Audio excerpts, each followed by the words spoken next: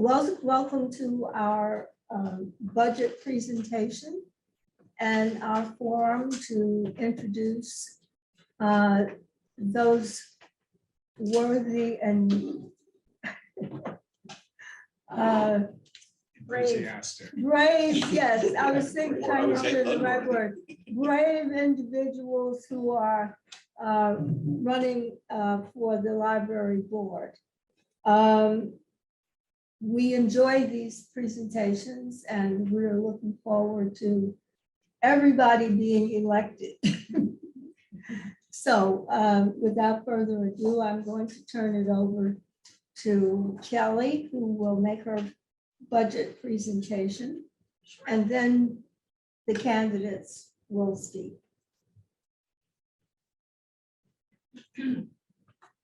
All right, so here we are, my big budget presentation. For those of you who don't know me, but I think everybody here does, I'm Kelly Harris. I'm the Executive Director of the John Jermain Memorial Library. Thank you all for coming today.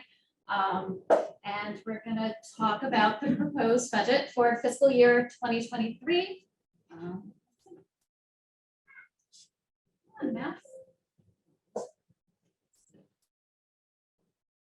Just when I think I have technology working in my favor. Where's my, so, let's see.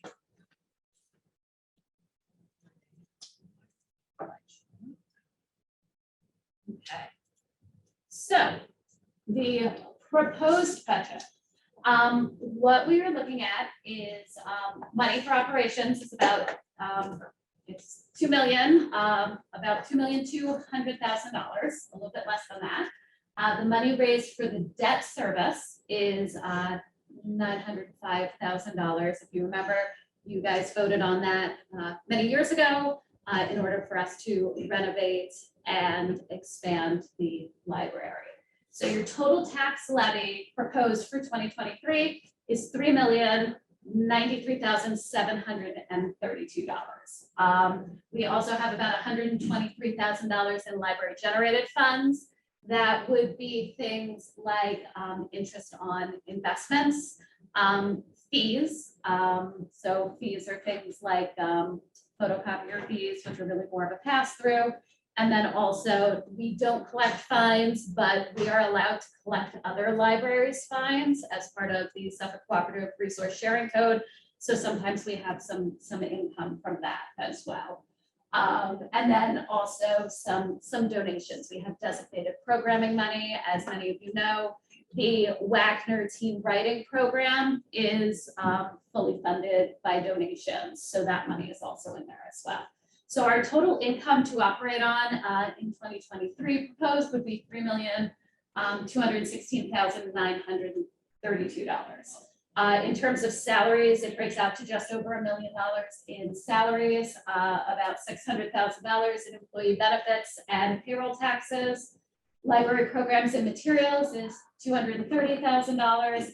Administrative and office expenses, so that would be, you know, like copier paper, paper clips, things of that nature. $119,420. We're not buying $119,000 worth of paper clips. There's a ton of other stuff that we buy with that. And then of course, buildings and grounds, which is about $213,900. So these are all very pretty numbers on a very pretty spreadsheet, but what does that mean to you, right? So what it means is that the library is proposing an increase to our tax levy in the amount of $113,071. That one extra dollar is really important, I promise you. So if your home was valued at $1 million, this breaks down to an increase of about $1.45 a month, or $17.36 for the entire year, which is less than the cost of a hardcover book. So if you borrow one book from the library, you have gotten your money's worth from this tax increase. So the other question that's always gets asked is, does this increase fall below the tax cap? So everybody in their brains has that the tax cap is 2%, right? Well, it's not, and it never really has been. So though our increase exceeds 2%, it does in fact fall under the tax cap, under New York State tax cap law. And if you look at the screen here, there is this very convoluted formula that the state puts together to let us know how much money we are allowed to bring in while still being under the tax cap. And the two big things for us are that the tax-based growth factor for our area was extremely high, and it was set at 1.0156%. Generally, that number is a 1. Sometimes it's less than a 1. And so that means that because the growth in our area was so big, we have the capability to ask for more funding because we have more people to serve. Another interesting thing to note at this point is, as per the most recent census, our population numbers have gone up. And so in terms of the Suffolk Cooperative Library System and shared services, we've actually bumped up a tier in what our dues and costs are. We also have something called carryover. Every year, if you don't hit the max of your tax cap, you have what is called carryover. In last year's budget season, we had about $24,000 that we did not use. That's how much we were under the cap in this fiscal year, 2022. So we have the opportunity to use that money towards this year's tax cap. Next year, that number will be that $16,085 if we need it. Does anybody have any questions about that? Because the tax cap is brain breaking. Politicians are always great because they're like, it's 2% or cost of living, whichever is lower, but it's never 2%. So why the increase? The biggest increases to the budgets fall in the payroll and benefits line. We are moving away from having a outsourced IT consultant. We have somebody in here 4 hours a week. It's not enough for all of the IT and digital stuff that the library does. So we're looking to add a full-time IT position. As a result of us removing a lot of our COVID restrictions, we are offering more programs and services. More people are coming into the building. So 2 part-time employees have become full-time employees. And as always, there is an increased cost to health insurance and retirements.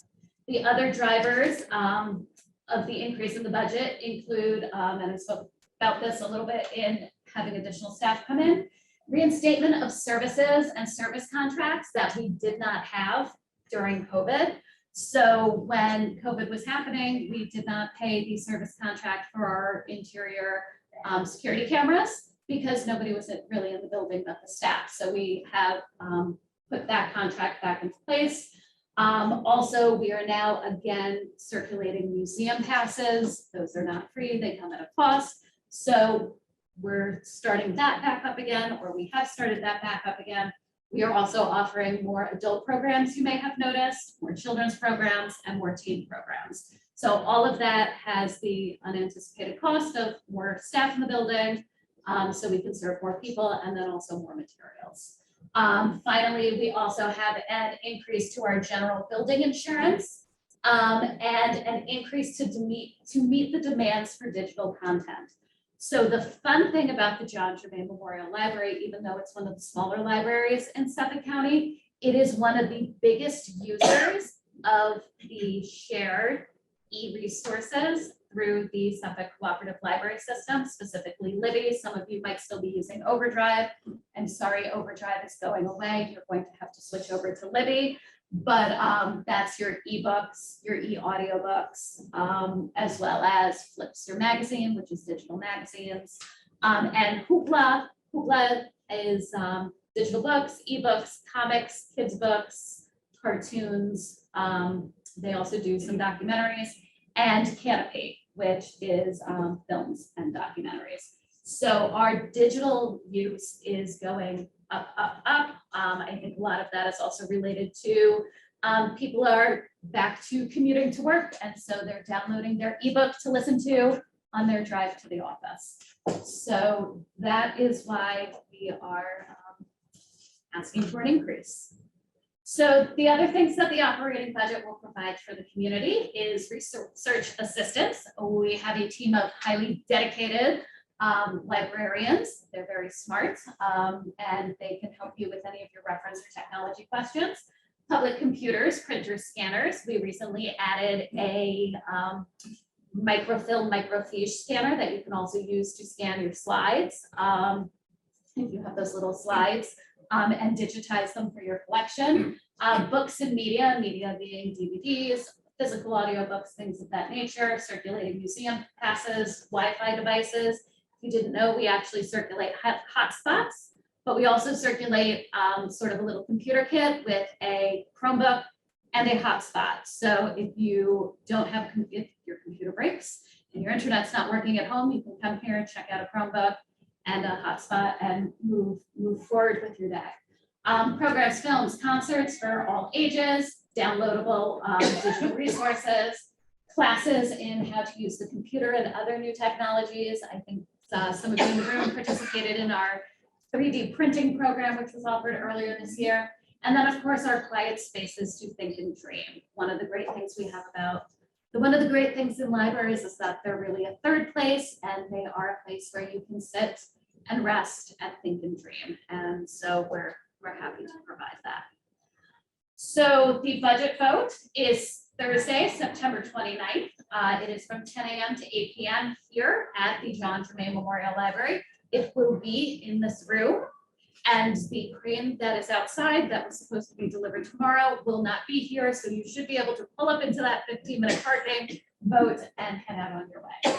A couple of important dates. If you are not going to be here on the 29th and you wish to vote by absentee ballots, to receive an absentee ballot by mail, you must fill out your absentee ballot application and deliver it to the district clerk at Sag Harbor School by tomorrow, September 22nd. If you wish to pick up an absentee ballot in person, the district clerk must receive your application by September 28th, which is the day before the budget votes. And all absentee ballots must be received by the district clerk by 5 p.m. on the day of the budget vote to be counted. Does anybody have any questions? Yes. How many Chromebooks and hotspots do you have to remember? I believe we have 10. Does that sound Really? correct? That's great. 10. That's great. Thanks. So if we have no other questions from the audience, what I would like to do is I'd like to invite Robyn Obler and Elliott Sroka to come sit up here and ask Michael to very kindly swing himself around, and we can get to the trustee forum portion of this evening. So thank you all for coming. We have Elliott, Robyn, and Michael. Both Elliott and Robyn are running for their first opportunity to sit on the board of trustees at the John Jermain Memorial Library. Michael is currently a seated trustee who is seeking re-election. And so I was going to introduce you all, but I think people came here to listen to you guys, not to listen to me. So I thought we could start with Elliott, and he could tell us a little bit about himself and why he decided to run for the Board of Trustees. Okay. Okay. Sure. Well, my name's Elliott Sroka. My wife Karen and I live on William Street in Sag Harbor, have for about 20 years. First 12 years were part-time. And then we've been full-time, it's hard to believe, 7 years that we've been retired here. And heavy users of the library. The library has done a lot for me and my wife over the years. And it's really fairly simple as far as my motivation. I'd like to give something back to the library for all it's done for me. I think it's a good time for me personally because after 7 years of retirement, you get a little bit stir crazy. Having something to do would be good. And I think I have some things to offer.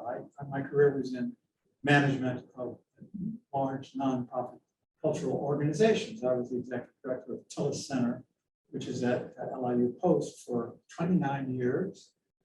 And so I have a lot of experience with nonprofits and organizations and that sort of thing, and a commitment to culture and the arts.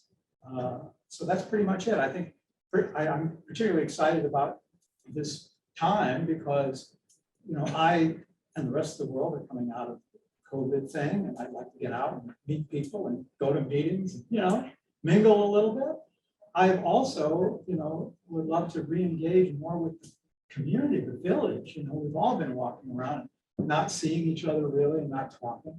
And I think for me, it's a great opportunity to connect, but also to be of service, you know, frankly, you know, that I know that the library, like everybody, is going to be struggling to make the adjustments coming out from a difficult couple of years here.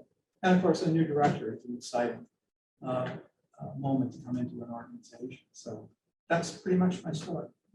Robyn. Well, I've lived in Sroka about 30 years now, 3 different neighborhoods. My bio thing. I also feel the way you do that because of COVID, basically, I'm really not going to be working anymore. And I did want to get more involved in community things. I'm currently volunteer at the food pantry. What else? I'm involved in the library in terms of 10 years into being a book club member, which is a lot of fun. And you know, my family and I have been very much involved in library activities. Including, I forgot about the museum passes, but I would bring my grandson here to play with the toys, take out those museum passes almost every week to go places. My daughter, in fact, even worked here for about a year or so, and is now continuing on in library science and graduate school. So it's sort of a family tradition. My last job also involved me a lot in libraries, both national ones, state ones, local ones, academic ones, and archives. So I'm, you know, very interested in libraries and how they run and what they can provide the community. And again, I would also like to be more involved now in the community that I live in, basically. Thank you. Michael. The first involvement with the library started when I was asked to join as legal counsel by Christian Deal, who many of you know. At that particular time, the library was transformed from a appointed board to an elected board. They had a different architect. We had not even built current iteration of the library. I don't think there was some semblance of an idea about what we wanted to do, the community want, and then stayed on, or was then appointed to fulfill a term of another trustee who left the library and then took on an elected position with the board and stayed on for 2 full terms, termed out, and then came on again after a number of years just to help finish up the building project. And recently just served, I guess, my 3rd term, which is the end of this term, and this will be my 4th term of the library. I'm embarrassed to say that up until recently in my subscription to Libby, I had not read or checked out a book from this library in the entire time. And I think I am perhaps the only trustee who did not read a book or check out a piece of material. And that was not because I don't like to read, it's because I read all the time through my work and everything else. So once I was able to get the Libby subscription, I have now read, I think, or listened to 9 books in the last 2 months. And I absolutely love it. And I wouldn't care if we put all our financing into that, because I think it's absolutely fabulous. I turn my partners onto that. But my sense is that the library is always much more than the 4 walls. It's much more than just the books that you can check out. It's always been about people. And I've often referred to John Jermain Library as a jewel box, as the intellectual heart and soul of the community here in Santa Barbara. And that's something that I always would like to help build. I think we have absolutely fabulous people who are here at the library and that work here, that are patrons here that look to see the development of the library advance as technology advances, as the community changes, so that I'm hoping that we will continue to meet those needs. And as a trustee, that's one of the things that I think is most important for us, is to recognize that fact, is to help that develop and build and cultivate that on a going forward basis to the benefit of everybody. Thank you. So I have a list of questions that I came up with, and you all did such a sparkling job in your introductions that I can not ask some of these questions because you already answered them. But I will say to, let's see. So Elliott, what initiatives or services do you think the library should consider providing that maybe we do not currently provide? And you can say we're doing a fabulous job. Well, That is an acceptable answer. what I was going to say is that, I mean, I was wondering how to answer this question. I feel a little bit out of touch, frankly, with what the library is doing right now. I'll be frank. I mean, we're still borrowing, 4 to 6 books every 2 weeks. We come in, we get the books, we go. But I haven't attended a live program here in about 3 years. I haven't, I just feel out of touch with current activities. So I think my energy at the beginning, if I become a trustee, would be to try to learn as much as I can about what the library is doing now, and then to be able to answer that question better. Because, I think that I just don't really know, because I've been out of touch. Sounds good. So I'm gonna write down better publicity from the library Oh, in my no. notes. I get your little email, I get those, and I read the newsletter, Mhm. which I think it's really good. Thank you. I think it's more interesting than perhaps has been in the past. It's certainly more colorful, it's more, things grabs you more. And it's funny when I've been talking, when I was going around collecting signatures, you have to get signatures to be a candidate. And people were saying, "Oh, I love that new newsletter." And I said, "Yes, it's great." So then I should mention the newsletter. Perfect. It can't even be improved. No, it could be improved. Yes. Robyn, same question. What do you think we should offer? Okay, well, I have a list. Okay. If you don't mind reading it. Of course. On down Oh, this. no. No, it's not that long. Okay. What services or initiatives? I feel very strongly, since the upcoming elections have been an inflection point by many of the news pundits, that it would be interesting if the library could host events or forums for the community that address some of the major issues at stake in the next election, because I don't see that in the list of things that are offered. For instance, democracy. What does it mean, and how is it supposed to work in this country? Questions about our economic system and then how it affects us all. Migration issues. And then also all of the cultural issues that directly impact the library, such as all these banned books and the censorship that's going on, and why are these books being banned, and what are they really about? Things like the whole issue of critical race theory and systemic racism, and how this works, how this should be dealt with by our education system. Gender diversity issues, and things like systemic misogyny and its ramification in issues like abortion rights, domestic abuse, etc.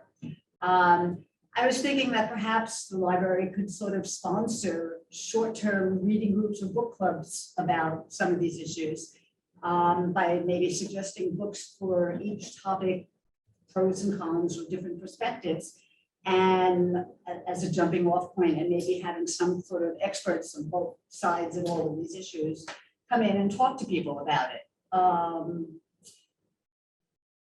Another issue would be things about housing and housing advice for people who live out here. Again, we have a huge community of real estate agents and brokers and developers, and maybe they would be willing to hold discussions with people to talk to them about the process of buying a home. What's involved? What are the fees? What are the, ecological and conservative issues that you have to address? Also, maybe local politicians, who I know probably do this in other venues, but maybe they could come to the library also to discuss the whole idea of affordable housing and what's going on out here, and helping people understand the status of it at this point, who qualifies, questions about accessory buildings, all the things involved with that. Okay, I'll stop at that. And you're gonna hand that to me at the end, so I can, and Michael, I'm hoping to keep the library from being burned down. Yes, that's true. So that's my gosh. I think those are all incredibly laudable types of things. Those are great topics. It's a great avenue. I think that's absolutely excellent.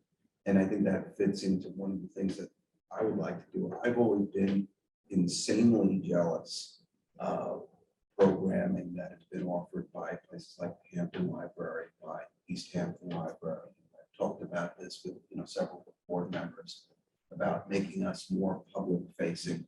And even every single time I watch C-SPAN or Book TV or whatever it is, I'm always fascinated by these various functions that they have, where it can be a small room like this, but there's a TV camera that is broadcasting this. To nerds like myself who like watching some of these things, of that book discussions, issues discussions, and it can be just a one-on-one type of thing. It can be a panel. It can be a forum, that we're talking about.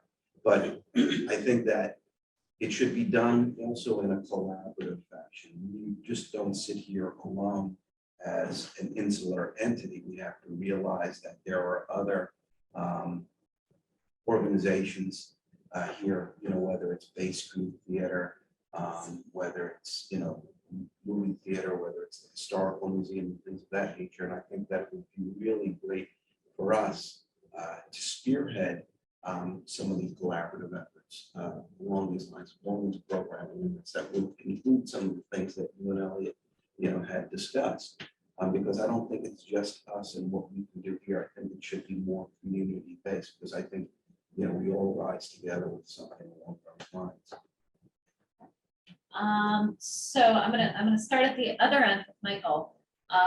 What do you feel is the role of library trustee? Well, the library trustee, at least in my opinion, has always been, most important thing is that we have to recognize that we are stewards, on behalf of the community in general. And as such, we have to think in a representative capacity. We also have a fiduciary responsibility to make sure that the finances are taken care of in an appropriate and judicious manner, right? Because again, we have to answer to the community. We are an association library, so it's not like a regular public library.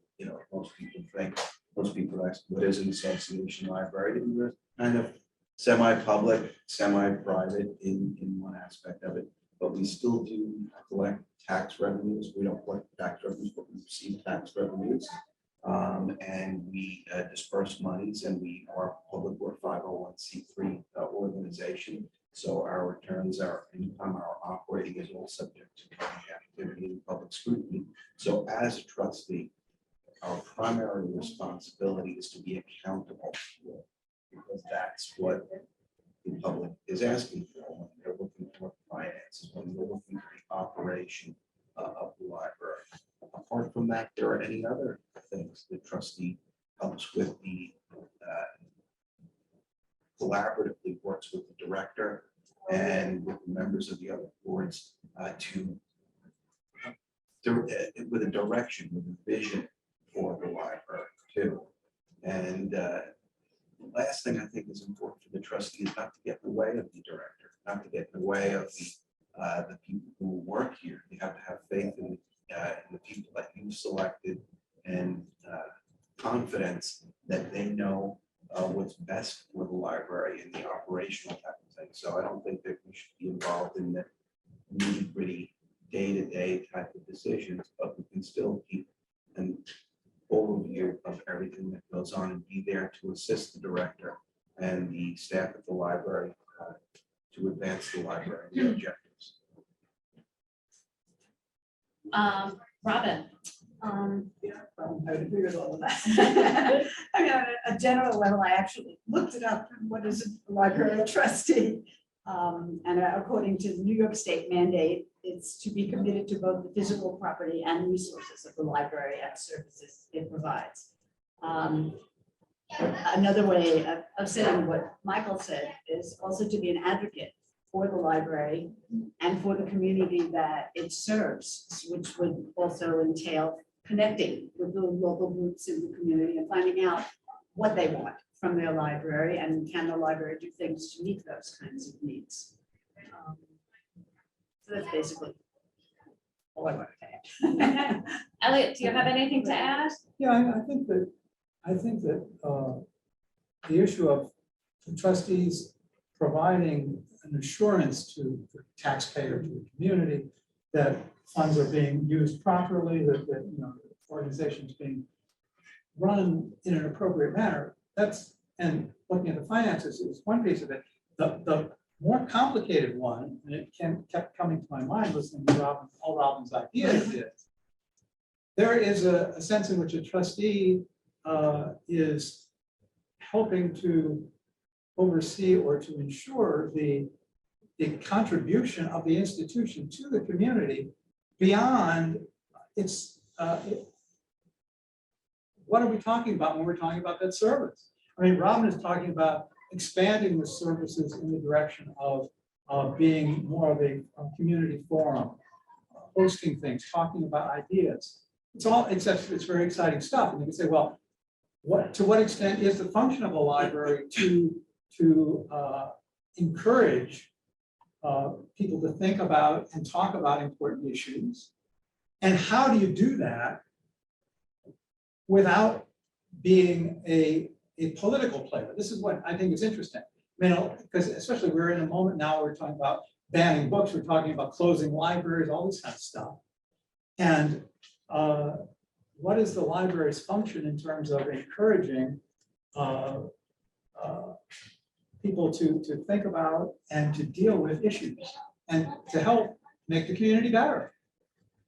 So you could say, well, maybe it's partly a trustee's function to encourage the library to define what that possibly broader issue is, because you even had a question specifically about the banning. I do. So I was actually I was going to move to that. Yeah, So but I don't. Yeah, my point is that Yeah. there's lots of exciting and interesting possibilities, but they're also fraught with really complex ethical issues. Like, how do you do these things without taking a position that then renders them meaningless? Because if you simply, we're the bastion of XYZ and so forth, you know, because a library is a place where people come together. And if you bring people together to talk about things and help to make things better, that's great. But it's tricky to do because there's different points of view. Yeah. You know? So, and libraries are for everyone, right? Yeah, that's right. So I think I will ask this question because it is Banned Book Week this week. Yeah. And so that's held annually, for those of you who may not know, as an awareness campaign that calls attention to challenged and banned books.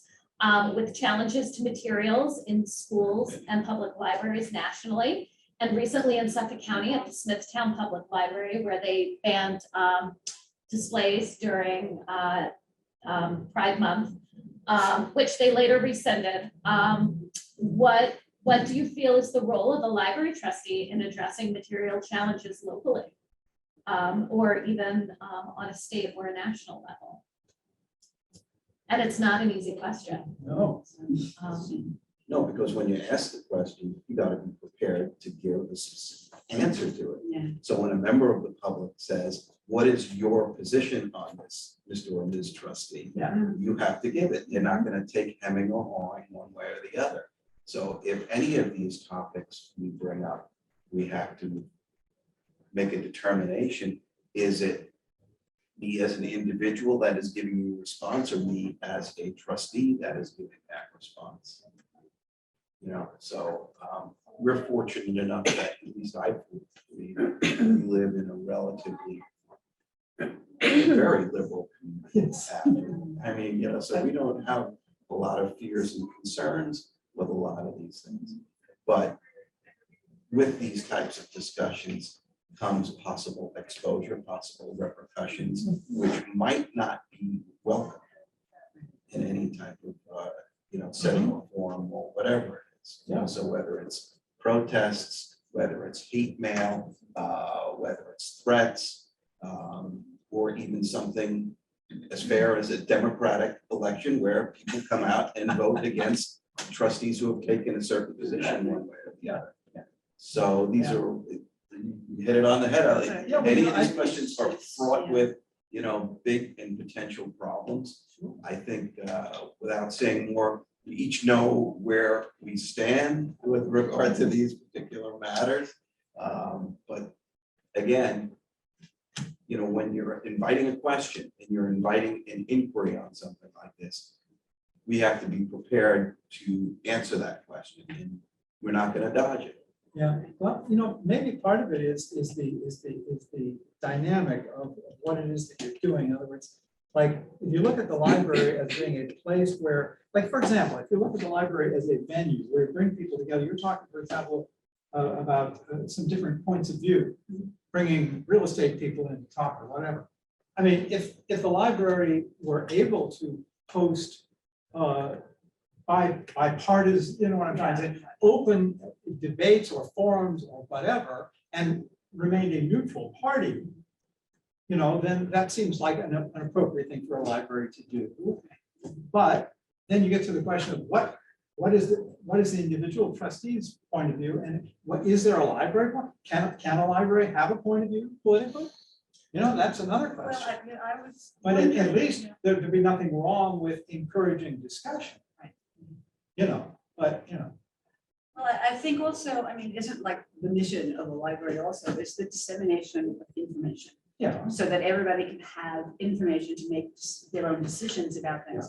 And if things are presented in a way that keeps it on that level, rather than, a political perspective or any kind of partisan point of view or anything like that, that it sort of would protect the individuals from having to say, well, this is where I stand and this is where I believe, or whatever, and then having backlash because of that. And the library is a neutral kind of a place that these kinds of discussions might be able to be had. I don't know, we could break out in arguments, but possibly, possibly it could be a neutral place, and within the framework of, we just want to provide information so that you should know about these things from, all different perspectives, so that you can make informed choices. Yeah, but theoretically, universities are in the business That's of right, giving out knowledge They're and having a hard information. time now too. And that's one of the most fraught political environments in the world. And there's all these assumptions that just by nature, the university is going to be a liberal, bending over backwards bastion, and automatically is not going to be neutral in looking at any subject. Okay. Yeah. So we in the interest of giving our audience an opportunity to ask some questions, and this is a fascinating conversation, and I would be a super nerd and love to listen to it longer. But does anybody in our audience or any of our trustees have any questions? Allison. I'd love to ask the candidates, could you give us a little more detail about what specific expertise you think you might bring to the library, and also how that would affect the future strategy of the library? Personal expertise. I don't know, I'm just addressing it to everybody. I have no expertise. I know you do. I know what mistakes that I've I made work with you all the before. I know, yes, and I know what kind of works, and I think, fortunately, at least from my experience, I've been blessed with some very, very knowledgeable people who love the community dearly, and I think together we've been able to coalesce around that always works out. And everybody is very opinionated and they come at it from different points of view. And I know that discussions often get quite heated at times because we each have the courage of our own convictions, and that works out very well. And invariably, so of course of the last 15 years or so that I've been involved in the library, has been a great model for the library. So,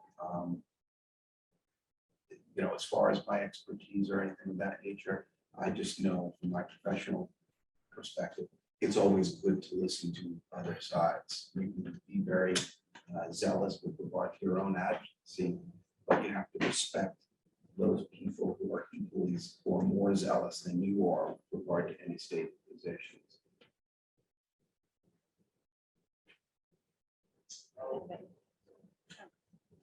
Anybody else?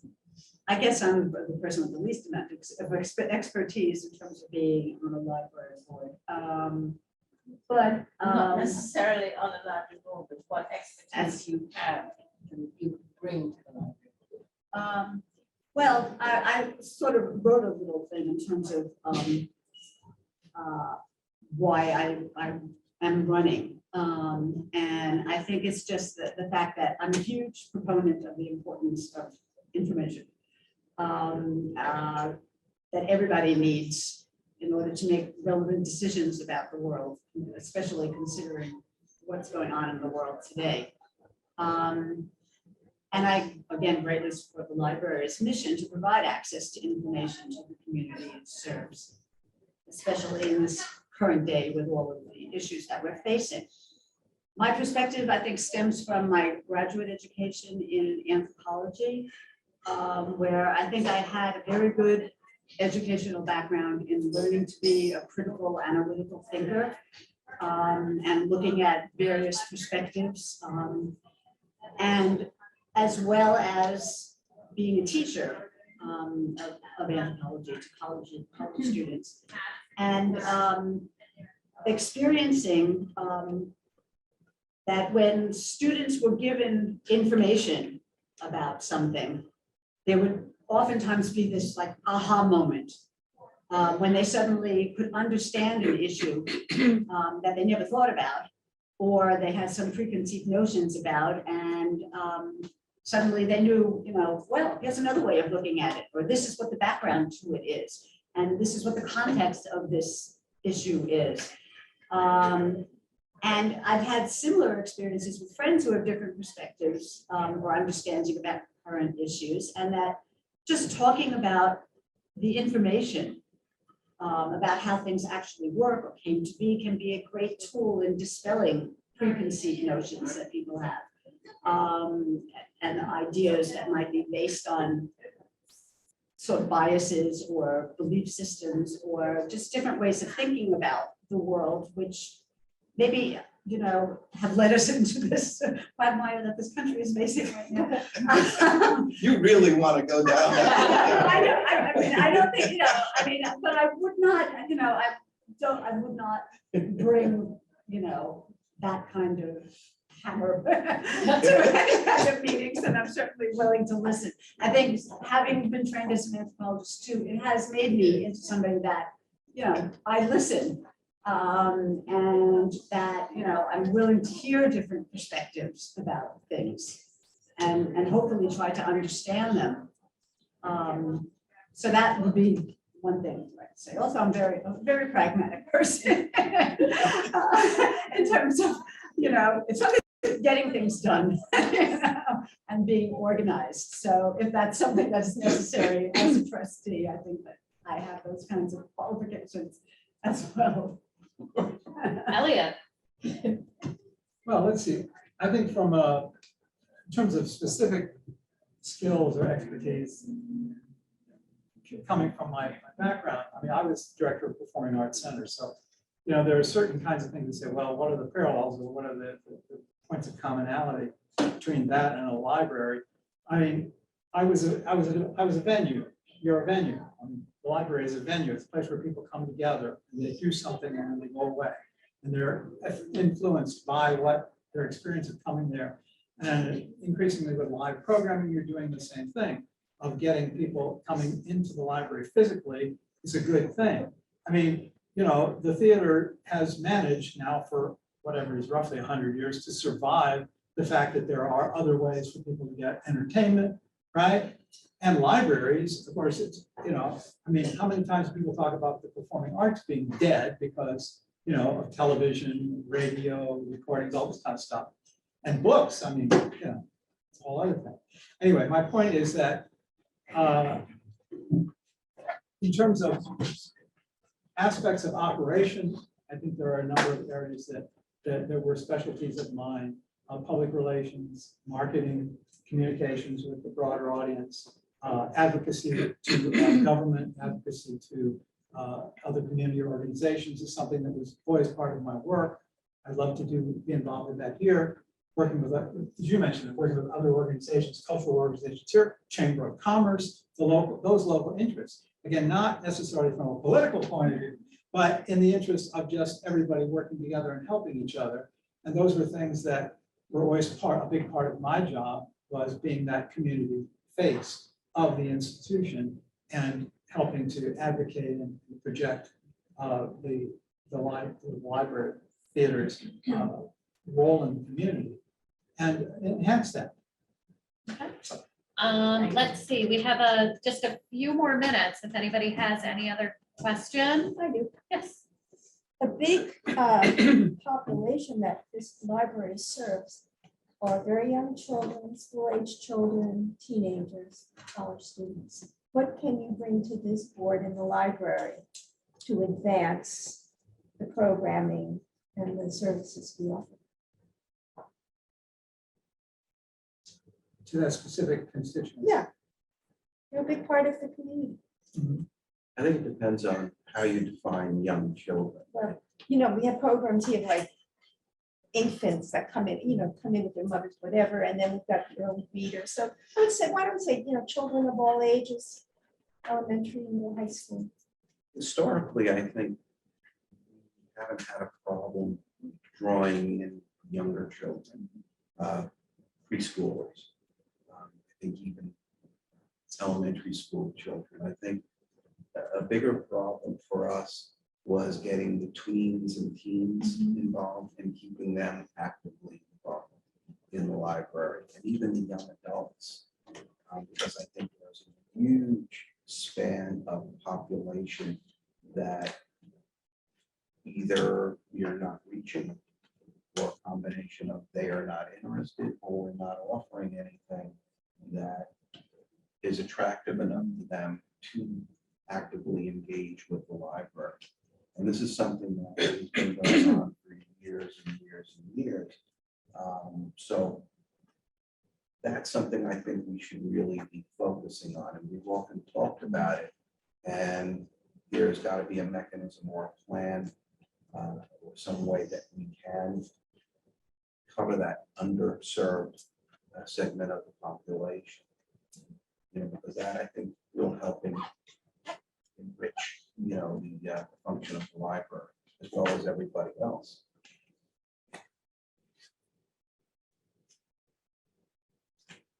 I think that I think that in terms of that specific age group is something that's a shared problem with many other kinds of organizations, because people reach a certain point where, I mean, they're a captive audience for a certain amount of years as a child. And then once they begin to go off on their own more, it's very difficult to hold their interest, whether it's in performing arts, in religion, in, library, knowledge, school, whatever. It's very difficult. But you had that experience, you see, because you knew that with your programming, you were going to be focusing in on a particular age group, right? Yeah, oh, sure. Like if you're gonna host a Tony Bennett concert, right? When it's gonna be different than if you were gonna have Barney and Friends. Right. The Wiggles. The Wiggle Boys, right, whatever. But, you probably also Yeah. were, You try to Focusing identify on what does a 19-year-old want to. and it's not only age groups, it's cultural, Yeah. right? It's different ideological thing, whatever, because, maybe some people like dance, some people like hip hop music, some people like, barbershop quartet music, who knows, whatever it is. But you were able to say, okay, well, this is where we really want to focus one way or the other. And that, I think, would be very, very helpful in something like this. And that presumes actually that we want to reach out to a particular demographic. And I think, not necessarily speaking to the library, but I think that that's something that we want to serve as many segments of the community as we possibly can, because the more that we do that, then the more representative we are of the entire community, and not just, senior citizens or preschool children, because that's where it's skewing, it seems right now. And not necessarily that that's bad. It's not. It's just that we're not hitting a whole demographic.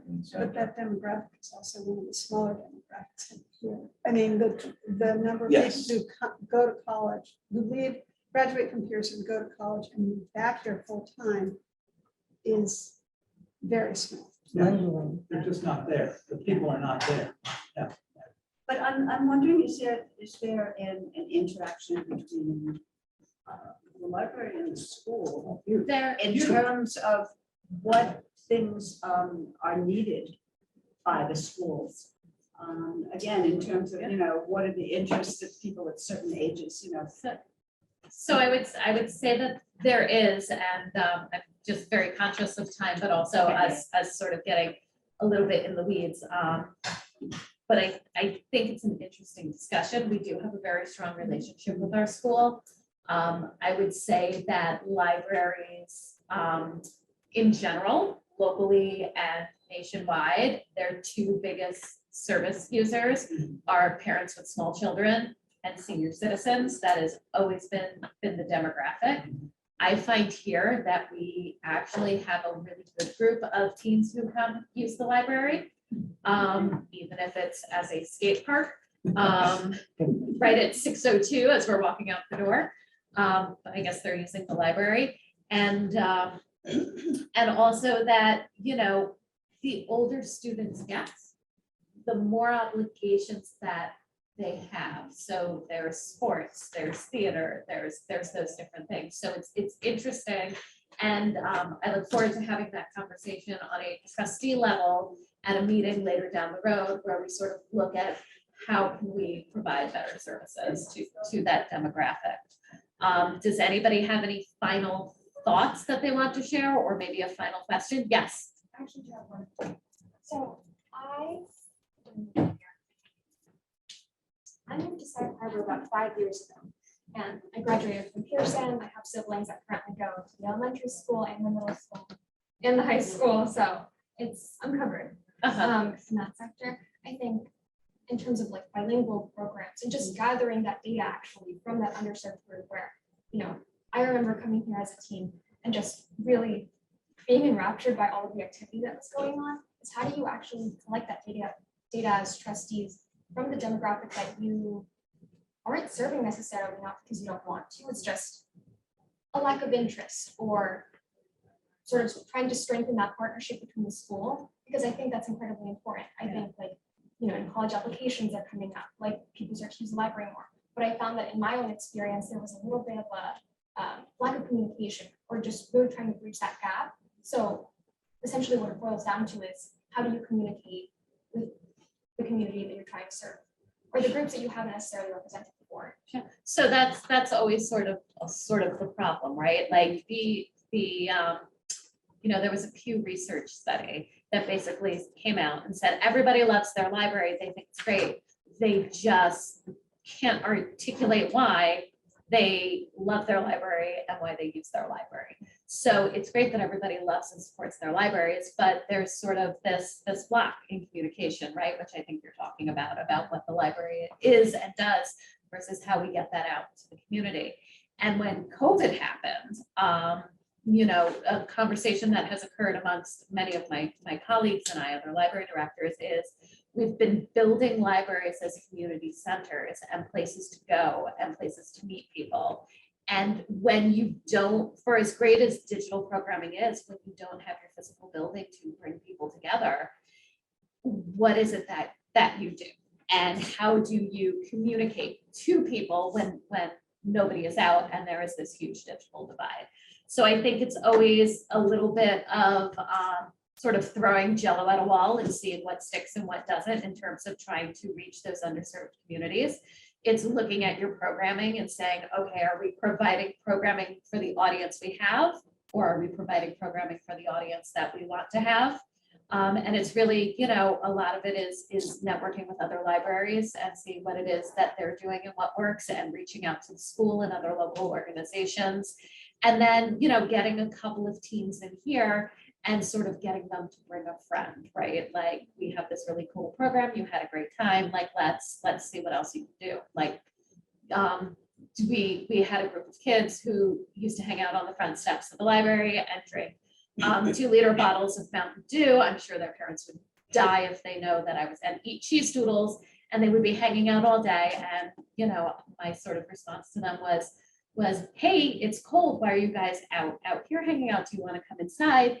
And their sort of feeling is we didn't have an appropriate team space for them. So something that we're moving to do sort of short-term, long-term is to provide an adequate, big enough team space and a robust series of programs to really bring those teams in. But we also, you know, sort of where we hit a little bit of a wall is, you know, you have kids who have sports and theater and arts, and, you know, I feel like everybody's sort of over scheduled. So if you have ideas, the long and short of it is, like, let's sit down and talk about it. And let's find a way to get our teams in here.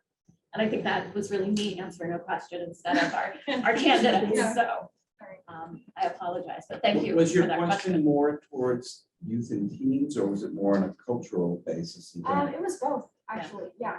I mean, Some of the things that we have tried to start to do, which we will continue, although they don't get a lot of, well, our English as a next language classes are very popular. We have 2 of those running right now. We are doing one-on-one citizenship tutoring, which is going very well. And we have tried to do a series of bilingual story times where somebody reads the story in English and then one of our staff members reads the story in Spanish. And we haven't really gotten a lot of traction with that, but I think it's going to take a while to grow it. And so, you know, we publicize those programs, you know, in places where we think that we will maybe catch an audience, whether that be down at the laundromat or the food pantry, or, you know, we send out e-blasts and things of that nature. I know we're trying to have it, just as final.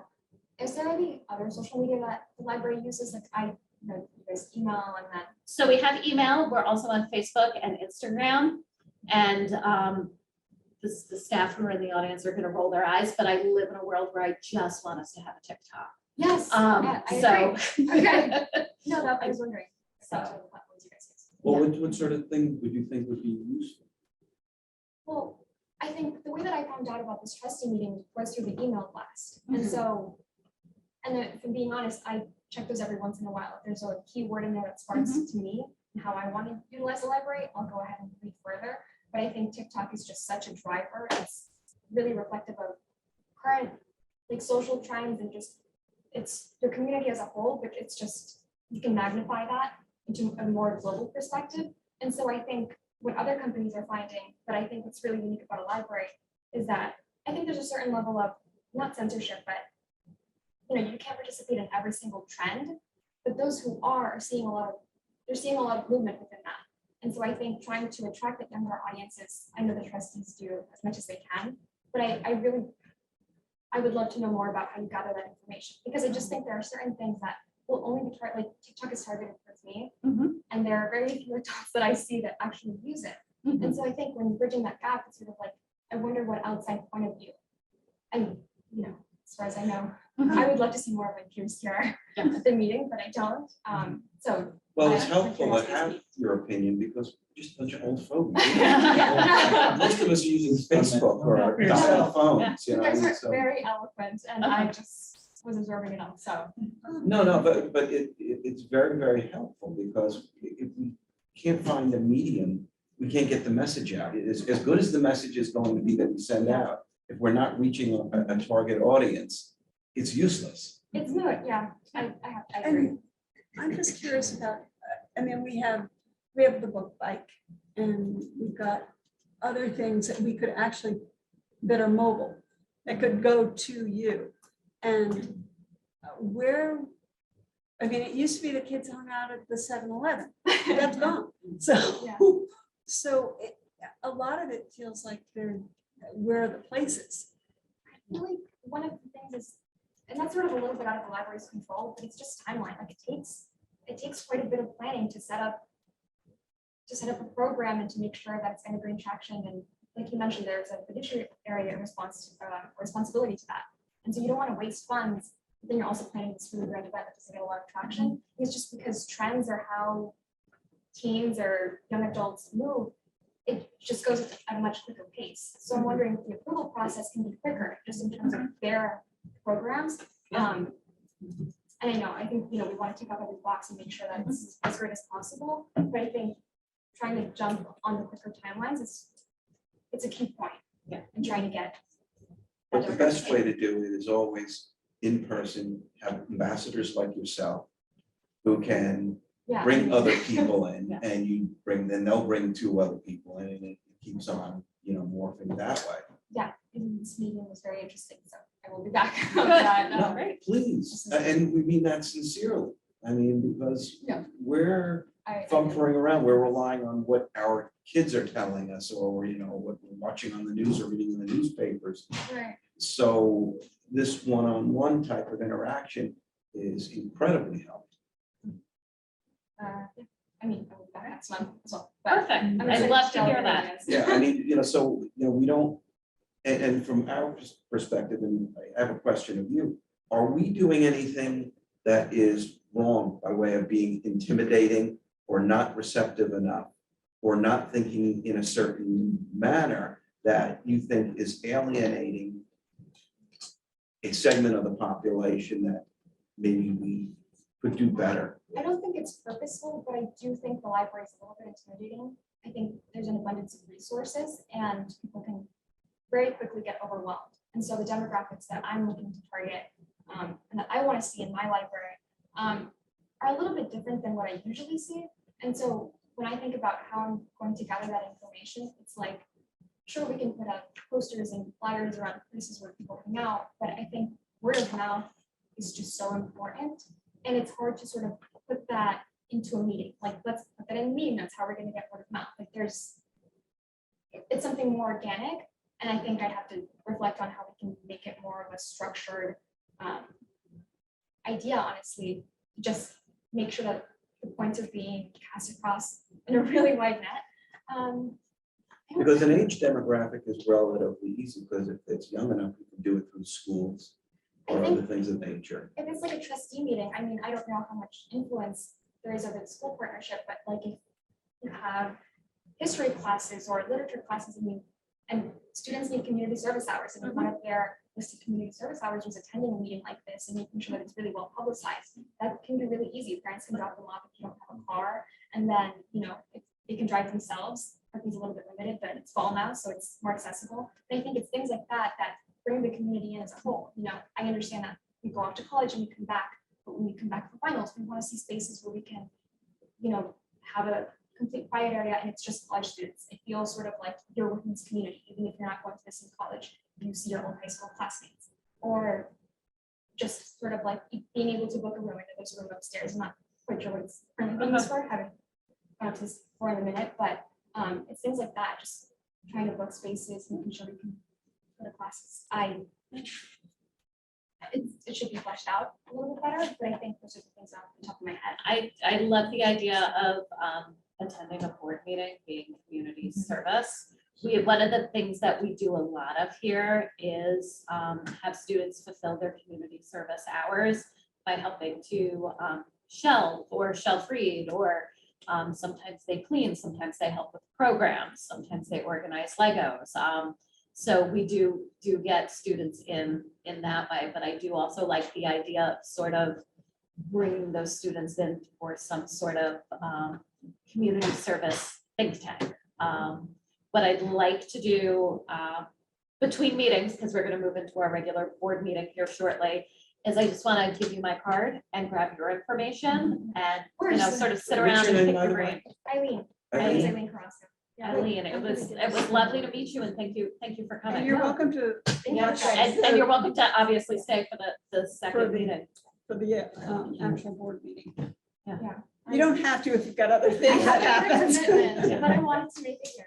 Perfect. Actually, I was on the Zoom and then I was like, no, I want to be in person, so Okay, I traversed halfway through, but. so, it was so fantastic meeting. thank you. Thank you all for coming to attend the trustee forum. Thank you, Elliott and Robyn. Again, the budget vote is, and trustee election is Thursday, September 29th, between the hours of 10 a.m. and 8 p.m. here at the library. There are 3 open seats for trustee, and we have 3 individuals on the ballots. So thank you. And we're gonna take about a 5-minute break, and then we'll move into our regular.